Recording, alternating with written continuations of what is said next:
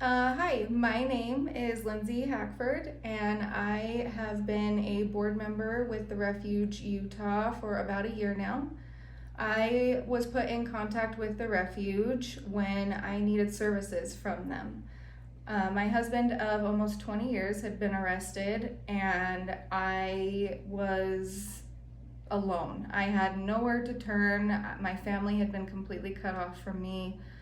I was working, but I was not listed on our bank account, and so I had no way to access funds. I was locked out of our home while he was in jail, and I had to break in to get all of the things out for our children, and I only had a few hours to do that. And all of my belongings stayed in a U-Haul truck for a couple days.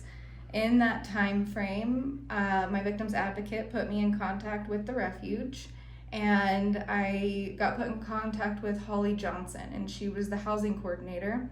Within 6 days, she had found me an apartment in Provo, and they paid my deposit, and they were able to get me and my children into a permanent place to stay when we needed it the very most. No one wants to go back and live with their family, especially in a situation like this. It's super difficult, and you need that time and space to heal and just get your feet back on the ground after a situation like that.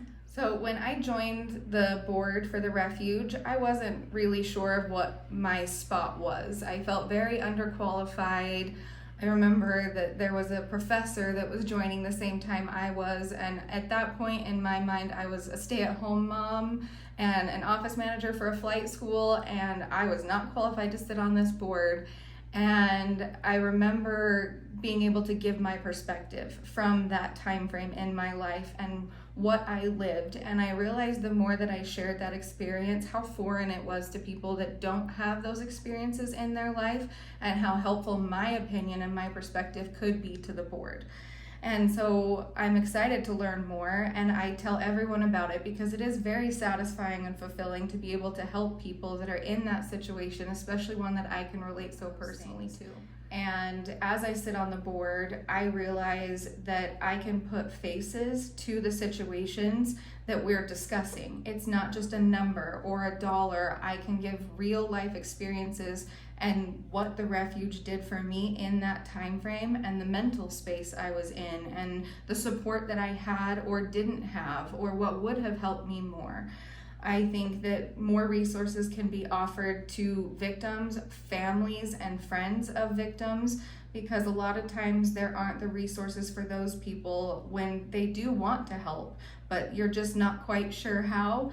I think that there's a lot of things that you can learn by just listening to people and hearing their story and understanding what happened to them from their perspective, and really listening to hear them rather than listening to respond. Sometimes their situation is very unique. And I think that because of my lived experience, I'm able to give a different perspective to that situation where other people wouldn't understand that normally.